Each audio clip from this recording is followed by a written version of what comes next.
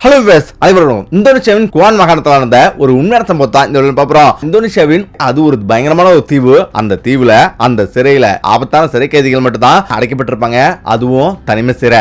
அந்த தனிமை சிறையில ஒரு பெண்ணு திடீர்னு வந்து கர்ப்பமாரா அங்க உள்ள எல்லோருமே அதிர்ச்சி ஆகுறாங்க. ஏன்னா அங்க எல்லா இடத்துலயும் சிசிடிவி கேமரா இருக்கு. ஆண்கள் நெருங்க முடியாத இடம்.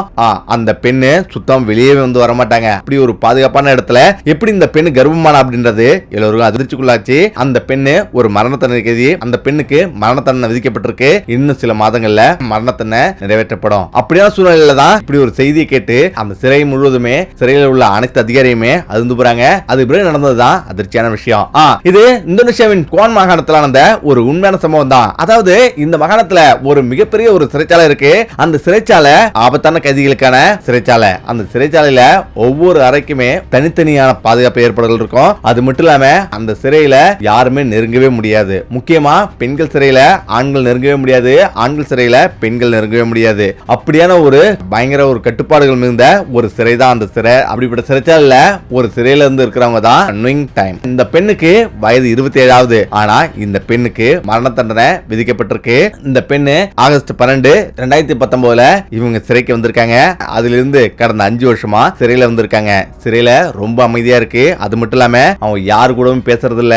ஒரு மனநோயாளி மாதிரியே ஜெயிலுக்குள்ளே வந்திருக்கணும். முக்கியமா சிரிக்கவும் மாட்டாங்க. ஒவ்வொரு நாளுமே அமைதியா தான் வந்து கடந்து போவாங்க. அதாவது ஒரு நாளைக்கு வெறும் 18 நிமிஷம் மட்டும் தான் வெளில வந்து வருவாங்க. வெளிக்காத்த சுவாசிச்சுட்டு திரும்பவும் போயிடணும். அது பிறகு உணவு கொடுக்கறதுல இருந்து மருத்துவ கொடுக்கறதுல இருந்து எல்லாமே பெண்கள் தான். அப்படிப்பட்ட சிறையில மிகவும் பாதுகாப்பா அந்த பெண்மணி இருந்திருக்காங்க. அந்த பெண்மணி ஒரு மரண தண்டனை கைதி. இன்னும் சில மாதங்கள்ல மரண தண்டனை விதிக்க போறாங்க. அப்படியான நேரத்தில் தான் திடீர்னு நூன் டைம் உட்கார்ந்துருக்காங்க. திடீர்னு மூச்சு திணறல் வந்து ஆகுது. தூரத்துல இருந்து ஜெயில் வார்டன் பாக்குறாங்க.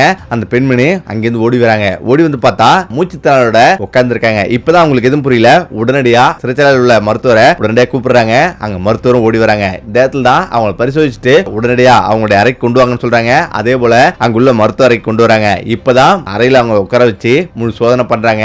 சோதனை பண்ணும்போது அதிர்ச்சியான தகவல் வெளிவருது. நுண் டைம் வந்து கர்ப்பமா இருக்கிறாங்க. உடனடியா எக்ஸ்ரே எடுத்து பாக்குறாங்க. கடந்த 3 மாசமா கர்ப்பமா இருக்கிறது தெரிய வருது. இதை கேட்டு ஒரு நிமிஷம் ஆடி போறாங்க. அதிகாரிகளுக்கு தகவல் தராங்க. உடனடியா அங்குள்ள மேலாளர், அந்த சிறைச்சாலை மேலாளர் அங்கிருந்து வராரு. என்ன நடந்ததுன்னு கேக்குறாரு. இந்த விஷயத்தை சொன்ன பிறகு அவரு ஒரு நிமிஷம் அழுந்து போறாரு. இப்பதான் நுண் டைம் உங்களுக்கு என்ன நடந்திருக்குன்னு தெரியுமா, யார் காரணம், நீங்க செஞ்சது எவ்வளவு பெரிய தவறு தெரியுமா அப்படின்னு கேள்வி மேல கேள்வி கேட்கறாங்க. இப்பதான் நுண் டைம் சொல்றாங்க, நான் கர்ப்பமா இருக்கிறேன், அது எனக்கு நல்லாவே தெரியும் அப்படின்னு அவங்க சொல்றாங்க. எனக்கு குழந்தை வேண்டும் அப்படின்னு சொல்றாங்க. எல்லோருமே ஒரு நிமிஷம் தேய்ச்சி போறாங்க. அதுக்கு மேல அவங்க ஒரு கேள்வி கூட கேட்கல. ஏன்னா முக்கியமான ஆன்சர் வெளியே வந்துருச்சு. இப்ப அவங்களுக்குள்ளே பல விதமான கேள்வி வந்து எழுது. யாருமே நுழைய முடியாத அவ்வளவு பாதுகாப்பான ஒரு சிறைச்சாலையில எப்படி இது நடந்தது, இதுக்கெல்லாம் யாரு காரணம், ஓப்பனா சொல்ல போனா இந்த குழந்தைக்கு யார் அப்பா அப்படின்னு அவங்க வந்து கேக்குறாங்க. இப்ப நுண் டைம் எதுவுமே பேசாம அமைதியா இருந்திருக்கிறா. உடனடியா மேலாளர் வெளியாகிறாரு. எல்லோருமே அதிர்ச்சி ஆகுறாங்க. மறுநாள் உடனடியாக கூட்டம் கூடுறாங்க. எல்லாருமே கூடுறாங்க. இப்பதான் வந்து நுண் டைம் கர்ப்பமா இருக்கிறது மிகப்பெரிய அதிர்ச்சியா இருக்கு. நம்மள்ட்ட கண்காணிப்பு கேமரா இருக்கு. அதே போல அங்க எந்த ஒரு ஆண்களும் நெருங்க முடியாது. அந்த பெண்மணியும் வெளில வந்து வர முடியாது. இப்படியாவது சூழல்ல எப்படி இவங்க கர்ப்பமா இருக்க முடியும்? ஏகப்பட்ட பாதுகாப்பு வந்து போட்டிருக்கோம். அங்க பெண்கள் மட்டும்தான் எல்லா விஷயத்துக்குமே, அதாவது மருத்துவ உதவியில இருந்து அவங்களுக்கு உணவு கொடுக்கறதுல இருந்து எல்லாமே பெண்கள் தான் பண்றாங்க. எப்படி இப்படியான ஒரு சம்பவம் நடந்தது அப்படின்னு எல்லாருமே மேலாளர் கேட்கிறாரு. அங்குள்ள ஒவ்வொருத்தருமே அதிர்ச்சியோட உச்சிக்கே போறாங்க. முக்கியமா எந்த ஒரு மருந்து எடுக்காம எப்படி வாழ்ந்திருப்பா அப்படின்னு எல்லோரும் ஆச்சரியப்படுறாங்க. சில விஷயம் மட்டும் அவங்க ஞாபகம் வருது. அவசர காலத்துக்கு மல்டி வைட்டமின் மாத்திரைகளை அவ அடிக்கடி கேட்பா. இது சாதாரண கைதிகள் கேட்பது வழக்கம். அப்படிதான் இவளும் கேட்கறா அப்படின்னு கொடுப்பாங்க. அது அப்ப அவங்க ஞாபகம் வருது. ஆனா அதே நேரத்துல சோப்பு, பல்பசை தவிர மற்ற எதுவும் தேவையில்லாத எதுவுமே அவ கேட்டதில்ல. தேவையான நேரத்துக்கு சாப்பாடு, ஓய்வு, இதெல்லாம் ரொம்பவே முக்கியம். ஆனா எதையும் கவனிக்காம எப்படி எல்லாத்தையும் மறைச்சி இப்படி வாழ்ந்திருப்பா அப்படின்னு எல்லாரும் யோசிக்கிறாங்க. இந்த மாத்திரை எடுத்தது கூட அவளுக்கு அடிக்கடி தலை சுற்றல் ஏற்பட்டிருக்கு. அதை சமாளிக்கிறதுக்காக தான் எல்லாம் வாங்கியிருக்கா அப்படின்னு அவங்களுக்கு புரியுது. இப்பதான் அங்க உள்ள சிசிடிவி கேமராவெல்லாம் ஆய்வு பண்ணும் அப்படின்னு எல்லா சிசிடிவி கேமராவும் ஆய்வு பண்றாங்க. அந்த சிசிடிவி கேமராவில் ஒரு விஷயம் கூட அவங்களுக்கு புலப்படல. ஏன்னா எல்லாமே சரியா இருக்கு. கடந்த 5 வருஷமா அவன் வந்து தெளிவா தான் வந்திருக்கிறாங்க. அதே நேரத்தில் எந்த ஒரு ஆண்களும் உள்ள போல, எந்த ஒரு பெண்ணும் சந்தேகத்துக்கிடமான எந்த ஒரு விஷயமும் அங்க நடக்கல. இதனால பல பேரும் எல்லாமே குழம்பி போறாங்க. இப்பதான் பல விதமா வந்து யோசிச்சுட்டு இருக்காங்க. இதே நேரத்தில் நுண் டைம் டைம் அமைதியா திரும்பவும் அந்த சிறைச்சாலையில போய் அமைதியா படுத்திருக்காங்க. அதுவும் தரையில ஒரு சின்ன துணியை விரிச்சு போட்டு அவங்க படுத்திருக்காங்க. அரசு துறையில உள்ள ஒரு குடும்பத்துல பிறந்தவங்க தான் நுண் டைம். நுண் டைம் எந்த ஒரு பிரச்சனை இல்லாம வளர்றாங்க. அவருடைய அப்பா ஒரு அரசு பள்ளியில ஆசிரியரா இருக்காரு. அவருடைய அம்மா ஹவுஸ் ஒய்ஃப். அதே நேரத்துல சின்ன வயசுல இருந்து ஒழுக்கம்னா மனிதனுடைய வாழ்க்கை எல்லாமே கற்றுக் கொடுக்கப்பட்டு வளர்க்கப்படுறா நுண் டைம். அப்படி வளர்ந்திருந்தாலும் அவளுக்குள்ள ஒரு சின்ன ஒரு விஷயம் என்னன்னா, வாழ்க்கையில நம்ம எப்படியாவது ஜெயிக்கிறோம். அந்த ஜெயிக்கிறதுக்கு ஒரே ஆயுதம் கல்விதான். கல்வியை நல்லபடியா படிச்சோம்னா வாழ்க்கையில எப்படிப்பட்ட இடத்துக்கும் போலாம் அப்படின்ற ஒரு விஷயத்தை அவள் நல்லாவே புரிஞ்சுக்கிறா. அதனால ஸ்கூல்ல இருந்து அவளுடைய படிப்பு சிறப்பா படிக்கிறா. அதோட மட்டும் நிக்கல, அடுத்ததான் கல்லூரி படிப்பையும் சிறப்பா படிக்கிறா. இப்பதான் மருத்துவத்திலையும் சேர்றா. மருத்துவத்துல கல்லீரல் புத்துநோய்க்கு ஒரு புதுசா ஒரு மருந்தும் கண்டுபிடிக்கிறா. இதனால அவளை சிறப்பு கல்விக்காக சிங்கப்பூர் அனுப்புறாங்க. இப்ப சிங்கப்பூர்ல போய் அவ கல்வியும் முடிச்சு வரா. முடிச்சு வந்த பிறகுதான் அவளுடைய வாழ்க்கையை புரட்டி போடுது. இந்த இடத்துல அவளுடைய வாழ்க்கையில குறுக்க வந்தவன் தான் யாஸ்கிண்ட். எக்ஸ்போர்ட் இம்போர்ட் கம்பெனில டிரைவரா வந்திருக்கிறான். எந்த ஒரு பொருளும் ஏற்றுறது இறக்குறது அப்படின்னு அவனுடைய வேலை சிறப்பாக செஞ்சுட்டு இருக்கான். இந்த இடத்துல தான் நுண் டைம் அவன் சந்திக்கிறான். நுண் டைம் அவனை பார்த்த பிறகு அவனை ரொம்பவே பிடிச்சிருது. இப்பதான் வேக வேகமா காதலிக்கிறாங்க. வேக வேகமா அவங்களுக்குள்ள திருமணம் முடிஞ்சிருது. அவங்க ரெண்டு பேருமே ஒரு வீட்டுல குடிபெயர்றாங்க. குழந்தை பெற்றுக்கிட்டு வாழ்க்கையை சிறப்பா ஓட்டலாம்னு நினைச்சிட்டு சந்தோஷமா ஆரம்பிக்கிறா. ஆனா நிலைமை வேற மாதிரி போயிடுது. இந்த இடத்துல தான் துரதிர்ஷ்டவசமா கல்யாணம் பண்ண பிறகுதான் தெரியுது அவருடைய கணவர் சூதாட்டத்துக்கும் குடிப்பழக்கத்துக்கும் அடிமையானவர்னு. இப்ப அவளுடைய எவ்வளவு திருத்தத்துக்கு நினைக்கிறா. ஆனாலும் அவளுடைய நிலைமை கைமீறி போகுது. அவருடைய கணவர் நிறைய இடத்துல கடன் வாங்கி நிறைய செலவழிச்சிருக்காரு. சூதாட்டத்திலையும் விட்டுட்டாரு. 6 மாசத்திலேயே கடன்காரங்களாம் நெருக்க ஆரம்பிக்கிறாங்க. உடனடியாக அவளை விட்டு அவர் எஸ்கேப் ஆயிடுறாரு. அவங்க தங்கியிருந்தது ஒரு வாடகை வீடு தான். அவளுக்கு செலவு கூட காசு இல்ல. குறைஞ்சபட்சம் அவள்கிட்ட இருந்த கடன்காரங்கெல்லாம் அவளை சுத்தி வளைக்கிறாங்க. இப்ப அவளுக்கு என்ன பண்றதுன்னே தெரியல. இப்ப வாடகை வீட்டுல இருந்துட்டு அவளால வெளியேற கூட முடியல. ஒரு வயசானவர் அவள்கிட்ட சொல்றாரு, இது போல பணம் சம்பாதிக்கிறதுக்கு ஒரு பெரிய வழி இருக்கு. அந்த வழியை நீங்க செஞ்சீங்க அப்படின்னா உனக்கு ஏகப்பட்ட பணம் ஒரே முறையில வந்துடும் அப்படின்னு அவங்க சொல்றாங்க. அவரு சொல்றாரு, இது ஒரு கடத்தல் தொழில் தான். இந்த தொழில ஈடுபட்டுனா ஒரு நாளைக்கு மட்டுமே $30,000 சம்பாதிக்கலாம்னு சொல்றாரு. இதை நம்பி அவ சரின்னு சொல்றா. இப்பதான் 2 கிலோ ஹெராயின் போதைப் பொருளை அவளோட கையில கொடுக்குறாங்க. அவ இந்தோனேஷியா எல்லையில கைமாற்றத்துக்காக அங்க போறா. அவளோட கெட்ட நேரம் போன பிறகு கைமாத்திட்டே இருக்கும் போது திடீர்னு 2 பேர் மாறு இடத்துல இருந்து வெளியே வராங்க. அவங்க போலீசார். போலீசார் அந்த ஹெராயின் கொடுத்தவங்களையும் வாங்கினவனையும் 2 பேருமே கைது பண்றாங்க. இப்ப நுண் டைமுக்கு வேற வழியே இல்ல. அவ சிக்கிறா. முதலா தவறான பாதைக்கு போன நேரமும் அதுதான், அவ மாட்டிக்கொண்ட நேரமும் அதுதான். அளவுக்கு அதிகமா போதைப் பொருள் வச்சிருந்தால அவளை உடனடியா தனிமை சிறையில் அடைச்சி கடும் காவலுக்கு உத்தரவிடுறாங்க. இப்ப நீதிமன்றத்துல வழக்காடப்படுது. ஆனாலும் அவளுடைய பக்கத்துல வழக்காடுறதுக்கு எந்த ஒரு வழக்கறிஞரையும் நியமிக்கல. ஏன்னா அவளுக்காக யாருமே அங்க பாத்துக்கிறதுக்கு ஆள் இல்ல. அவ ரொம்ப தனிமையா வந்திருக்கிறா. இந்த இடத்துல அவளுக்காக அரசு வக்கீல் கவர்மெண்ட் லாயர் வாதாடுறாரு. இப்ப எது தரப்பு வக்கீல் 2 கிலோ ஹெராயின், அதாவது அதிகபட்ச போதைப் பொருள் வச்சிருந்தால நீதிபதியும் மரண தண்டனை விதிக்கிறாங்க. ஆனாலும் நுண் டைம் எதிர்ப்போ எந்த ஒரு கெஞ்சலுமோ நான் செய்யலன்னு எதுவுமே தெரிவிக்கல. அவ எப்போதுமே அமைதியா வந்திருக்கிறா. நுண் டைம் மீது குற்றம் நிரூபிக்கப்படுது. அவளை இப்ப இன்னும் 6 மாதத்துல மரண தண்டனை விதிக்கப்படும் சொல்லிட்டு தீர்ப்பு எழுதி ஜெயில அடைக்கிறாங்க. அந்த ஜெயில் உலகத்திலே ரொம்ப கொடூரமான ஒரு ஜெயில். அதாவது கொடூரமான குற்றவாளிகளுக்கு, உலகில் உள்ள கொடூரமான குற்றவாளிகள் மட்டுமே அந்த ஜெயில அடைப்பாங்க. அப்படிப்பட்ட ஜெயில நுண் டைம் அடைக்கிறாங்க. அதுவும் அது ஒரு தனிமை சிறை. சுற்றிலும் சிசிடிவி கேமரா, அனைத்து விதமான பாதுகாப்பும் பலமா இருக்கு. அந்த ஒவ்வொரு சுவரும் 1 மீட்டர் நீளமுள்ள தடிமன் கொண்டது. சுற்று சுவர்ல இருந்து பயங்கரமான பாதுகாப்பு. ஒரு நிமிஷம் கூட தப்பிக்குன்னு நினைச்சே பார்க்க முடியாது. அந்த அளவுக்கு கடுமையான கட்டுப்பாடு அங்க விதிக்கப்படுது. அங்குள்ள ஜெயில் வார்டன்ல இருந்து அதிகாரி வரையும் எல்லாருமே பயங்கர ஸ்ட்ரிக்டா வந்திருக்காங்க. அவள் ஜெயிலுக்கு வந்த பிறகு அவளை எல்லோருமே ஒரு மார்க்கமா தான் பாக்குறாங்க. ஏன்னா நுண் டைம் ஜெயிலுக்கு வந்த பிறகு அவ யாரிடமே ஒரு வார்த்தை கூட பேசுறதே இல்ல. அந்த அளவுக்கு ரொம்ப அமைதியா வந்திருக்கிறா. முக்கியமா எவ்வளவு முறை அவளுக்கு வாய்ப்பு வருது. அதாவது மன்னிப்பு கடிதம் எழுதி தனது குற்றத்தை குறைக்குமாறு வேண்டிக்கலாம். அப்படி வேணும்னா எத்தனையோ பேரோட மனத்தன்மையை குறைச்சிருக்காங்க. அப்படி நுண் டைம் செய்யவே இல்லை. நுண் டைம் தன்னை எல்லாத்துக்குமே தயார்படுத்திக்கிட்டா. அவ தன்னுடைய மரணத்தை எண்ணிக்கொண்டிருக்கிறா. இந்த இடத்துல தான் இது நடந்தது. உள்ள அனைவரையுமே அதிர்ச்சிக்குள்ளாக்குது. ஜெயில் வார்டன்ல இருந்து அதிகாரி வரையும் என்ன நடக்குதுன்னு புரியாம தடுமாறிட்டு இருக்காங்க. இப்பதான் ஜெயில் வார்டன் ஜோஸ் கூப்பிடுறாரு. அவர் உத்தரவுறாரு, இங்க ஒவ்வொரு இன்ஜா தேடுங்க, இங்க என்ன நடக்குதுன்னு எனக்கு உடனே தெரிஞ்சாகணும் அப்படின்னு அவர் உத்தரவுறாரு. அதுக்கு அடுத்தது அங்க உள்ள பணியாளர்கள் இருந்து எல்லாருமே அங்க என்ன நடந்தது அப்படின்னு அறைய சுத்தி சோதனை பண்றாங்க. ஒவ்வொரு செங்கல்களா, ஒவ்வொரு கம்பியா, ஒவ்வொன்றுமே செக் பண்றாங்க. அவங்களுக்கு ஒண்ணுமே புரியல. தெரியல. எல்லாமே சரியா தான் வந்திருக்குது, கொஞ்சம் கூட சந்தேகம் இல்லாம சரியா வந்திருக்குது. ஆனா அவங்களுக்கு ஒரே ஒரு விஷயம் தான் துப்பு தொடங்குது. ஜெயில் வார்டன் உடனடியா டைம் சொன்னது உண்மைன்னா அது யாரா செய்யுது, தனியா இருந்தா எப்படி இது நடக்கும், அப்படி மூடிய அறையில யாரும் உதவுவாங்க, சுற்றி ஆண்கள் யாருமே இல்ல, மருத்துவ வசதி இல்லாம சுயமா கர்ப்பமாவது முடியாது, அல்லது வேறு யாராவது உடந்தையா இருந்திருக்காங்களா அப்படின்னு அவங்களுக்குள்ள பலவித கேள்வி இருந்துட்டே இருக்கு. அடுத்த நாட்கள்ல டைம் அவர் தனிமை சிறையில அமர்ந்திருக்காரு. முன்பு போல தொந்தரவு பயம் இல்லாம மனநோய்க்கான அறிகுறிகள் எதுவுமே இல்லாம அவள் அமைதியா இருக்கா. அங்குள்ள அதிகாரிங்க ஒருவருக்கு ஒருவர் இப்படி பேசிக்கிறாங்க. தண்டனையிலிருந்து தப்பிக்க அவ ஏன் ஒப்புக்கொள்ளல, தந்தையின் அடையாளம் என்ன, முன்னாடியே கருணமணி போடல, கேமரா அப்ப பழுதும் ஆகல, யாரோ அவளோட உறவு வச்சிருந்தாதான் இதெல்லாம் நடக்கும், உறவும் வச்சிருக்கல, அப்போ அது என்னதான் இதுல நடந்திருக்கும் அப்படின்னு எல்லோருமே குழம்புறாங்க. நல்லா ஆய்வு பண்ணி பாருங்கன்றாரு. இப்பதான் அங்க போயிட்டு நுண்டம் சிறை அறையில நல்லா ஆய்வு பண்றாங்க. அப்பதான் இந்த சுவர்ல ஏதோ பெயிண்ட் எடுத்திருக்கு, அந்த பெயிண்ட்ல கையை வச்சு அழுத்துறாங்க. ஆனா உள்ள ஒரு சின்ன ஓட்டை இருக்கு. அந்த ஓட்டையை பார்த்து எல்லாமே அதிர்ந்து போறாங்க. அது பக்கத்துல உள்ள சிறை அறைக்கு அது போகுது. ₹1 காயின் அளவுக்கு ஓட்டை இருக்கு. அந்த ஓட்டையை பார்த்து ஆச்சரியப்படுறாங்க. இப்பதான் அந்த ஓட்டை உள்ள குச்ச விடுறாங்க. அங்கிருந்து ஒரு சின்ன பிளாஸ்டிக் கவர்ல ஏதோ சுத்தன மாதிரி ஒண்ணு வெளில வருது. அதை எடுத்து பாக்குறாங்க.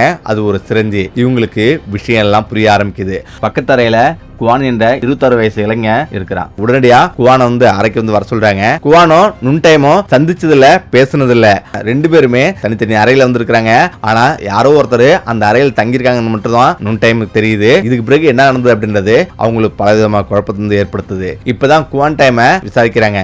உனது அறைக்கும் பக்கத்துல உள்ள அறைக்கும் என்ன சம்பந்தம் அப்படின்னு அவன் கேட்க ஆரம்பிக்கிறாங்க. அவள் கர்ப்பமா இருக்க, நீ உதவி செஞ்சாயா அப்படின்னு அவன் கேட்கறாங்க. குவான் உடன்படவோ அல்லது மறுக்கோ இல்லாம அமைதியா இருக்காரு. அங்கேயே உட்கார்ந்து மேதையை பார்த்து இருக்காரு. அவளோட நீ இதுவரை பேசிருக்கே அப்படின்னு அவன் கேட்கறாங்க. இல்லன்னு சொல்றாரு. இப்ப குவான் ஒண்ணுமே புரியாத மாதிரி அமைதியா வந்திருக்கான். பக்கத்துல உள்ள அறையில ஒரு பெண் இருக்கா, அவளுக்கு நீ உதவி பண்றிருக்க அப்படின்னு அவ சொல்றாங்க. இப்ப அவன் ரொம்ப அமைதியா இருக்கிறான். எதுக்காக நீ அப்படி செஞ்ச அப்படின்னு அவரு அதட்டி கேட்கிறாரு. ஒரு நிமிஷம் கழிச்சு அப்படி செய்யறது சட்டத்துக்கு எதிரானது தெரியுமா அப்படின்னு கேட்கறாங்க. குவான் பதிலளிக்கிறாரு. தெரியும்.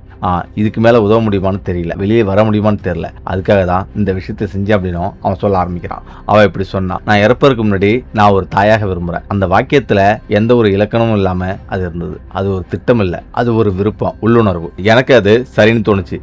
நடந்ததுதான் அப்படின்னு அவன் சொல்ல ஆரம்பிக்கிறான். நானும் நுண்டைமோ பக்கத்துல இருந்திருந்தோம். பக்கத்துல ஏதோ ஒரு பெண் சத்தம் கேட்டது. தினந்தோறும் நுண்டைம் பேச ஆரம்பிப்பா. எனக்கு ஆச்சரியமா இருக்கும். இப்பதான் அவ ஒரு நாள் இப்படி பேசிட்டு இருக்கும் போது, நான் சாகறதுக்கு முன்னாடி எனக்கு ஒரே ஒரு ஆசை இருக்கு, அந்த ஆசை நிறைவேற்றியா அப்படின்னு அவ கேட்டா. எனக்கு ஆச்சரியமா இருந்தது. அப்பதான் அவ சொல்ல ஆரம்பிச்சா. இந்த உலகத்துக்கு எனக்கு பதில் எனது உயிரை இந்த உலகத்துல உலா விட்டு போகணும் அப்படின்னு அவ ஆசைப்படுறா. இதை சொன்னா எனக்கு ஆச்சரியமா இருந்தது. அது எப்படி நிறைவேறும் அப்படின்னு நான் நினைச்சேன். இப்பதான் பல விதமான யோசனை சொன்னா. குவான் ஒரு மருத்துவமானவன் தான். ஆனா அவன் செஞ்ச குற்றம் மிகவும் மோசமானது. குவானோட அப்பா ஒரு ராணுவ வீரர். அவரு நல்லபடியா வாழ்க்கை ஓடிட்டு இருக்கு. திடீர்னு ஒரு போர்ல குவானோட அப்பா இறந்துறாரு. அதுக்கு பிறகு அவனது அம்மா இன்னொருத்தரை ஈர்த்துக்கிட்டு ஓடிட்டாங்க.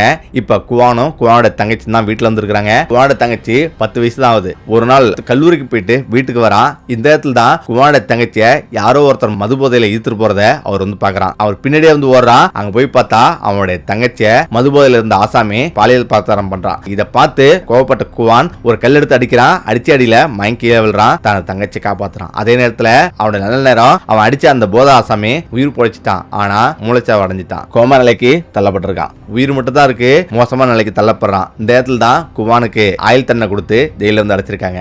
இப்படி வாழ்க்கை ஓடிட்டு இருக்கு. நான் அந்த ஜெயிலுக்கு வந்த பிறகு துப்புரவு வேலை செய்யறதுல இருந்து இங்க எலக்ட்ரிஷியன் வேலை எல்லா வேலைக்கும் என்ன கூப்பிடுவாங்க. அப்படிதான் வெளில போயிட்டு வர்றது நுண் டைம்ட்ட சொன்னேன். இப்பதான் இந்த ஒரு ஐடியா சொன்னா, எனக்கு இப்படியான ஒரு விஷயத்த செய்யணும் அப்படின்னு சொன்னா, வெளில போகும்போதெல்லாம் ஒவ்வொரு பொருளா எடுத்துட்டு வந்தேன். அப்பதான் எனக்கு ஒரு சின்ன கம்பி கிடைச்சது. அந்த சின்ன கம்பியில நான் ஒரு உளி மாதிரி செஞ்சேன், ஒரு ட்ரில் மாதிரி செஞ்சேன். இப்பதான் அந்த ட்ரில்ல வச்சு தினந்தோறும் அந்த பக்கத்துல உள்ள செவுத்துக்கு நான் ஓட்ட போட்டே இருந்தேன். இப்படி கடந்த 3 வருஷமா நான் ஓட்டப்பட்டேன். 3 வருஷம் கழிச்சு அந்த பக்கத்துல இருந்து இந்த பக்கத்துல அந்த ஓட்ட வந்தது. ஒவ்வொரு நாளும் நான் ட்ரில் போட்ட பிறகு நான் அதை யாருக்கும் தெரியாத அளவுக்கு அடைச்சு வச்சிருவேன். அதே இடத்துல அந்த கம்பியை மேல உள்ள ஜெயில் கம்பியோட சேர்த்து கட்டிடுவேன். அதனால யாருக்கும் எந்த சந்தேகமும் இல்லாம இருந்தது.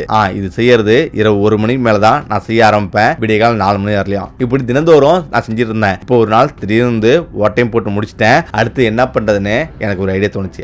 எனக்கு திடீர்னு ஒரு நாள் உடல்நல சரியில்லை அப்படின்னு மருத்துவர் அணுகுனேன். இந்த நேரத்துல மருத்துவர் இன்ஜெக்ஷன் போட்டு அவன் குப்பை தொட்டில தூக்கி சிரிஞ்சை போட்டாங்க. இப்ப அந்த சிரிஞ்சையும் நான் எடுத்துட்டேன். இப்ப நான் திரும்ப சிறைச்சாலைக்கு வந்த பிறகு நான் தினந்தோறும் விந்து எடுத்து நான் சிரஞ்சில ஏத்தி ஒரு பிளாஸ்டிக்ல கட்டி அந்த கம்பி வழியா உள்ள வந்து நடத்துவேன். அவ தினந்தோறும் அதை வந்து வாங்கிப்பா. இப்படி நாங்க ஒரு வாரம் தொடர்ந்து நான் அனுப்பிட்டே இருந்தேன். ஆனா இது வந்து சக்சஸ் ஆகலாம், ஆகாம போகலாம். 100% கூட வாய்ப்பில்லைன்னு எனக்கு தெரியும். ஆனாலும் ஏதோ ஒரு நம்பிக்கையில நானும் அனுப்பிட்டு இருந்தேனோ அவன் சொல்லி முடிக்கிறான். அவளும் தினந்தோறும் செஞ்சு எடுத்து அவ யூஸ் பண்ணிப்பா. இதன் மூலயமா அவ கர்ப்பமானா. அதுக்கு பிறகு நாங்க எதுவுமே பேசிக்கல அப்படின்னும் அவன் சொல்றான். இப்ப அவங்களுக்கு எல்லோருக்குமே ஆச்சரியமா இருக்கு. அவளை நான் பார்த்தது கூட கிடையாது, இதான் நடந்தது அப்படின்னும் அவன் சொல்றான். இப்ப உடனடியா இப்ப நுண் டைம் விசாரிக்கிறது வந்து விட்டாங்க. இப்ப நாட்கள் வந்து ஓடிட்டு இருக்கு. ஏன்னா அவளுடைய கர்ப்பத்தை கலைக்க முடியாதுன்னு சொல்லிட்டாங்க. 3 மாசம் தாண்டி போயிடுச்சு.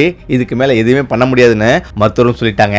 அவளுடைய மரணத்தன்மைய இன்னும் 10-20 நாள்ல நிறைவேற்றி ஆகணும். ஆனாலும் அதுக்கு ஒரு முட்டுக்கட்டு அவளுடைய குழந்தை வயிற்றுல இருக்கிறது. ஒரு பெண் கர்ப்பமானா அடுத்த 300 நாள் அவளை வந்து மரணத்தன்மை வந்து விதிக்க முடியாதுன்றது அங்க உள்ள சட்டம். அதனாலேயே அவளுடைய மரணத்தன்மையை தற்காலிகமா நிறுத்துறாங்க. இப்ப நாட்கள் ஓடுது. அவளுடைய கர்ப்பம் கொஞ்சம் கொஞ்சமா வளர்ந்து இப்ப அன்னைக்கு குழந்தையும் பிறக்க போகுது. அவ ஒரு நாள் திடீர்னு அந்த இரவு வந்து அழுவுறா. எல்லோருமே தேய்ச்சி போறாங்க. இப்ப உடனடியா அவளை அந்த அறையில இருந்து எடுத்துட்டு வந்து மருத்துவ அறைக்கு கொண்டு வராங்க. இப்ப மருத்துவ அறையில வந்து அவளை வந்து பிரசவம் பாக்குறாங்க.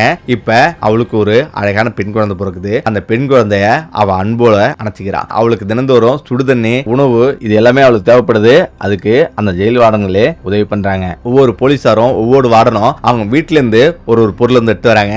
உணவுல இருந்து எல்லாமே தராங்க. அந்த ஜெயிலே ஆச்சரியப்படுது. இப்ப நுண் டைம் அவளுடைய ஜெயில் அறைக்கு வந்து வரா. அவ தூங்குறா. வார்டன் அங்குள்ள கைதிகளிடம் ரொம்ப கடுமையா நடந்துப்பாரு. ஆனா நுண் டைமுக்காக அவளுடைய வீட்டுல எப்பொழுதும் பொய் சொல்லி அவளுக்கான உணவை அவர் கொண்டு வந்து கொடுப்பாரு. அதே போல பெண் வார்டனும் அவளுக்கு தேவையான பவுடரு, பால் அப்படின்னு அனைத்து உதவியும் செஞ்சுட்டு இருக்காங்க. இப்படி அந்த ஜெயில உள்ள அனைத்து போலீசாரும் ஒவ்வொரு விஷயமா அவளுக்கு உதவி பண்றாங்க. இப்ப அந்த குழந்தை கொஞ்சம் கொஞ்சமா வளர்ந்து 3 வயசு ஆகுது. இந்த நேரத்துல தான் குவானுக்கு திடீர்னு விடுதலை வந்து கிடைக்குது. அதாவது குவானுடைய தண்டனை காலம் குறைக்கப்படுது. அவன் வந்து விடுதலை பண்றாங்க. இப்ப விடுதலை பண்ண பிறகு குவான் வெளில வரான். அது வரலையும் அவளை வந்து அவன் பார்த்ததே கிடையாது. வெளில வந்த பிறகு திரும்பி பாக்குறான். அப்பதான் முதல்ல நுண் டைம் அவன் பாக்குறான். அவளுடைய கையில அவளுடைய குழந்தை வந்திருக்குது. ரொம்ப அழகா இருக்கு. அதை பார்த்துட்டு அவன் சிரிக்கல, அவன் எதுவுமே நினைக்கல. அவன் அப்படியே கடந்து போயிடுறான். நுண் டைமுக்கும் மரணத்தன்னை, ஆயுள் தன்னை குறைக்கிறாங்க. அவளும் நிம்மதி பெரிய மூச்சுறா. நம்ம குழந்தைய நம்மளே பாதுகாக்க முடியும் அப்படின்னு நினைக்கிறான். இப்ப கொஞ்ச நாள் ஆகுது. அந்த குழந்தை இப்படியே ஜெயில இருந்து வளருது. ஜெயில உள்ள சிரிப்பு சத்தம் அங்க எல்லாருமே மகிழ்ச்சி ஆக்குது. ஜெயிலே அவன் வந்து எழுதுறது, படிக்கிறது எல்லா விஷயத்தையுமே அவன் கொஞ்சம் கொஞ்சமா அந்த உலகத்தை பத்தி சொல்றான். நாட்களாவது இப்பதான் அந்த ஜெயிலுக்கு ஒரு கடிதம் வருது. அதுதான் குவான்டே இருந்து வருது. நான் அந்த குழந்தைய நான் வளர்க்கணும்னு ஆசைப்படுறேன் அப்படின்னு அவன் வந்து எழுதிருக்கான். என்னதான் இருந்தாலும் அவன் ஒரு மருத்துவமானவன். இப்ப உடனடியா நுண் டைம் சம்மதிக்கிறான். இப்ப அந்த குழந்தைய அவனுடைய அப்பாவிடம் அனுப்புறது சம்மதிக்கிறாங்க. அந்த குழந்தைக்கு பேரு லூயிஸ்னு பேர் வச்சிருக்காங்க. இப்ப லூயிஸ் வெளில வரா. அவன் முத வெளி உலகத்தை பார்க்கும்போது பிரமிச்சு போறான். அந்த வெளி உலகத்துல உள்ள ஒவ்வொரு விஷயம் பார்த்து வானம் இவ்வளவு பெருசு இருக்கா, இவ்வளவு பெரிய மரம் இருக்கா அப்படின்னு பிரமிச்சு போகுது அந்த குழந்தை. ஆனாலும் எதை பார்த்தாலும் பயந்துட்டே இருக்கு. குவான் அந்த குழந்தையிடம் ரொம்ப அன்பா பேசுறான், அன்பா பழகுறான். அவனுடைய தோட்டத்துல அவனுடைய தங்கையும் அந்த குழந்தையும் சந்தோஷம் வந்து விளையாண்டு இருக்கு. இதை பார்த்துட்டு இருக்கான். ஒரு 10 வருஷம் கிடக்குது. 15 வயசு சிறுமியா நடு தோட்டத்துல நின்று ஒரு போட்டோ வந்து எடுக்கிறான். இப்ப அந்த போட்டோவை அந்த ஜெயிலுக்கு அனுப்பிடுறாங்க. அந்த போட்டோ நுண் டைமுக்கு வருது. காலம் தவறதால 15 வருஷம் கழிச்சு அவளுக்கு உண்டான போட்டோ வருது. அந்த போட்டோவை பிரிச்சு பாக்குறா. ஆச்சரியம், அவளே அங்க நின்ன மாதிரி அந்த பெண்மணி வந்து இருக்குது. அது வேற யாரும் இல்ல, அவளுடைய மகள் தான். இது ஒரு உண்மையான சம்பவம் தான். இன்னைக்கும் இது இந்தோனேஷியாவில் பேச்சு பொருளா இருக்கு. ஓகே, பிரச்சனை மீண்டும் அடுத்த சந்திப்போம். நன்றி, வணக்கம்.